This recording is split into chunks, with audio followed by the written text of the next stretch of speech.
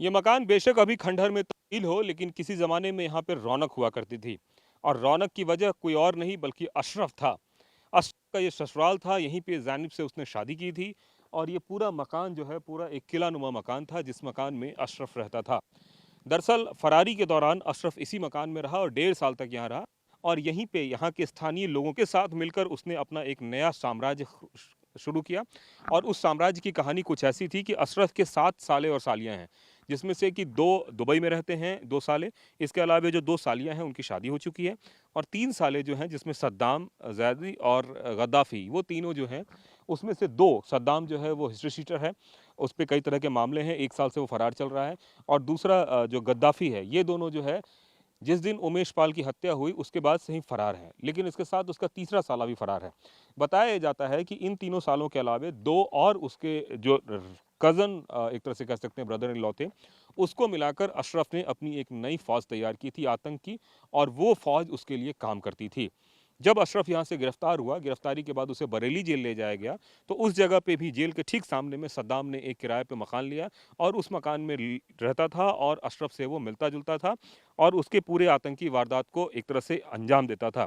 इन सब के बीच उमेश पाल की जब ये हत्या हुई, तो उस हत्या में भी जो पूरी साजिश रची गई थी, वो साजिश रचने वालों में और उसको अंजाम देने वालों में अशरफ के साले भी मौजूद थे।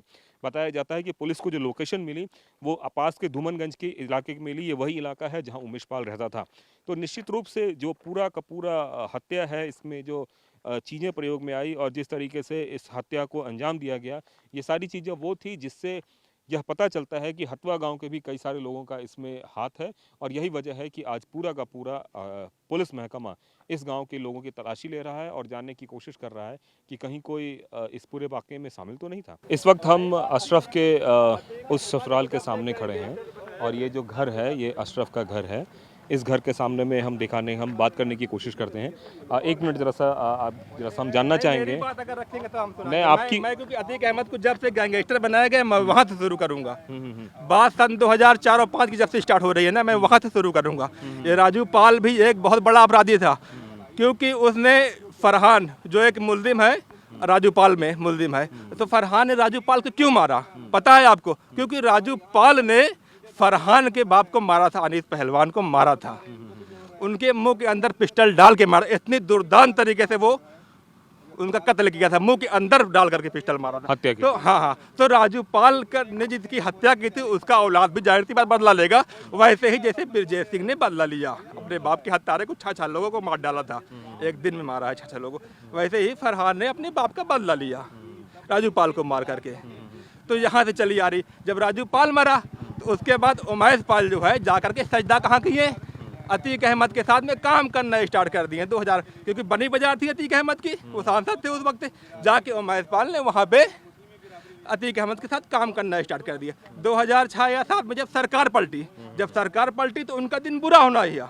उनका जब अतीक अहमद का बुरा दिन चालू हुआ, तो ये पूजा पाल के साथ जा करके क्या कहते हैं कि पूजा पाल हमारी बहन है, हमको अतीक अहमद ने किडनैप किया था, ये जबरदस्ती अपना जा करके रिश्ता पूजा पाल से ठीक करने के लिए झूठी कहानी गढ़ी कि हमको अतीक अहमद ने किडनैप कर लिया था, इसलिए हम गवाही आपके नहीं दे पाए अतीक अहमद के खिलाफ।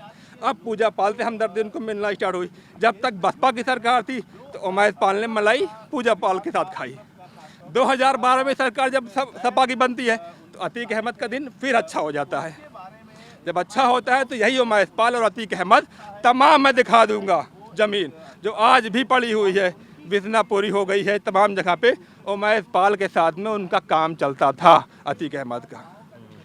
जब काम चल रहा था तो उसके बाद 2017 तक ये उमैश पाल अतीक अहमद के साथ काम कर रहे थे, बहुत अच्छे तरीके से कर रहे थे।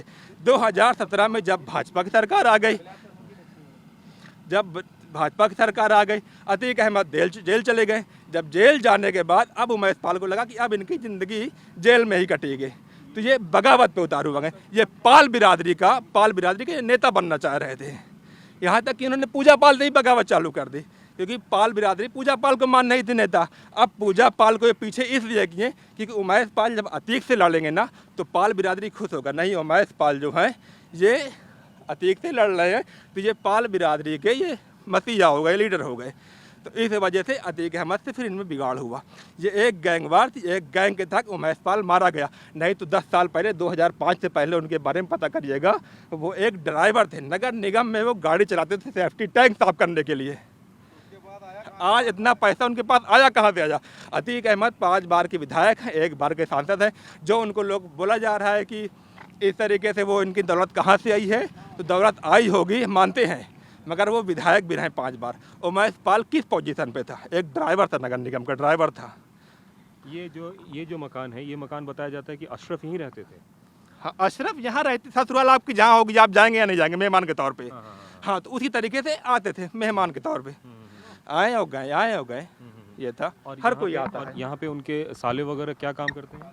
यहाँ पे साले वगैरह, कोई मुर्गी फार्म खोला हुआ है, कोई अपना खेती बाड़ी कर रहा है, और कोई दिल्ली में नौकरी कर रहा है, तो कोई मिठाई की दुकान है, मिठाई की दुकान चल रही है। अब बताइए, कोई अगर साला है, साले के मतलब है, तो मिठाई की दुकान आज भी मौजूद है। हम आपको दिखा सकते हैं सल्लापुर में उनकी मिठाई की दुकान आज भी बाबा पिगड़ा के नाम से मशहूर है। और सऊदी में कोई बताइए अपना गांव देश छोड़ के सऊदी में जाएगा बाहर, अपने बाप को, अपने बीवी को, अपने बच्चों को? जाहिर सी बात है, यहाँ पे उनका कमाने का जरिया नहीं बन पाया, तब वो सऊदी गए। मजबूरी में इंसान जाता अपने बीवी बच्चों को छोड़ करके, शौक में नहीं जाता। उन्होंने ही ये मकान बनाया सऊदी जाने के लिए। सऊदी से कमा करके वो मकान बनाई। अब बेचारे अपने बीवी बच्चों को छोड़ के सऊदी जा करके कमा रहे हैं, और तब भी उनको जोड़ा जा रहा है अतीक अहमद अशरफ के साथ में। क्या रिश्ता होना, क्या जुर्म है? एक साले के बारे में तो बताया जा रहा है कि वो टीचर हैं। हाँ, टीचर हैं, जायद मास्टर पढ़ाते हैं। उनका जिस दिन मकान गिरा था 2016 या 17 में, समथिंग 18 या जब भी गिरा हो, 3-4 साल, उससे पहले एक भी मुकदमा आप दिखा दे, कोई दिखा दे, मैं चैलेंज करता हूँ, एक मुकदमा नहीं। किस आधार पे ये मकान गिराया गया? और जो जिन लोगों का नाम लिया जा रहा है, शिवली और ये लोग कौन लोग हैं? ये लोग सब इनके रिलेटिव हैं? हाँ, चचेरे में से आते हैं, चचेरे सग में से नहीं आते, चचेरे में से। ये आज 15 या 20 साल से इनकी गांव में प्रधानी है। बहुत शराफत के साथ जो बेचारे SC ST के समुदाय लोग हैं, उनसे जाकर के पूछिए किस तरीके से उनको इतनी कॉलोनी दिलवाए, इतनी ज़मीन दिलवाए, सबको बना करके वो संपन्न सुखी परिवार से रह रहे हैं बेचारे। यही जो हैं चमार और पासी जात के लोग हैं, और फ़कीर बिरादरी, जाकर उनसे पूछिए कि यहाँ शिवली लोग का माहौल कैसा था। सब हमेशा लॉकडाउन में उन्होंने इतनी मदद की कि गवर्नमेंट की तरफ से मदद नहीं है जितनी मदद ये उन्होंने की। तो निश्चित रूप से आप लोग, गांव के लोग इस बात को लेकर सवाल उठा रहे हैं कि आखिर जो भी ये कार्रवाई हो रही है, उस कार्रवाई के पीछे की कोई तो वजह होगी, क्योंकि जिस परिवार के बारे में बताया जा रहा है वो पढ़ा लिखा परिवार है, कोई शिक्षक है, कोई व्यापार करता है, और इन सब के बीच आखिर एक तरफा कार्रवाई क्यों हो रही है? यही वजह है कि ये अशरफ के ससुराल के लोग, जिस हटवा गाँव में हम मौजूद हैं, और यहाँ के लोग इस बात पर पुलिसिया कार्रवाई पर सवाल खड़े कर रहे हैं। जुल्म भी हम पे हो रहा है और जालिम भी हम ही बनाए जा रहे हैं। और इतनी बड़ी घटना हो गई पुलिस प्रशासन की आंख के सामने, और पकड़ किस तरह उनकी हाथ की एक्टिंग आप खुद देखे होंगे। पकड़ लें, छोड़ लें, पकड़ लें, छोड़ लें। एक गोली नहीं चल सकी इनकी कि कम से कम भाई सीने पे न मारते तो पैर पे मार सकते थे गोली ये। निश्चित रूप से पुलिसिया कार्रवाई से लोग नाराज हैं, और उनकी नाराजगी जो है कैमरे के सामने परेशान किया जा रहा है। और दिन भर मीडिया में साहिस्ता और जैनब ही चलाई जा रही है। और बहुत से लोग हैं, ब्रजेश सिंह से हमसे बहुत शिकायत है कि उन्होंने बहुत जुल्म किया है। यहाँ तक कि एक दिन में 6 मर्डर किए, आपको पता होगा। 6 एक मारा था, जेल गया था, उसके बाद जेल से बाहर निकला था, त्रिभुवन के साथ में निकला था। तो त्रिभुवन ने कहा कि मुझे भी कई लोगों को मारना है, तो त्रिभुवन का भी बदला लेने गए, तब भी 6-7 लोग को मारा था, 12 हो गए कत्ल। उसके बाद मुख्तार अंसारी से लड़ा, हर जगह वो लड़ता। बॉम्बे गया तो इब्राहिम कासकर का बदला लेने के लिए बॉम्बे गया, AK-47 लेके चला। उस पे आज तक भाजपा उसको अपनी पार्टी में रखी हुई है। कैमरामैन विजय ममगइन के साथ कुमार कुंदन, TV9।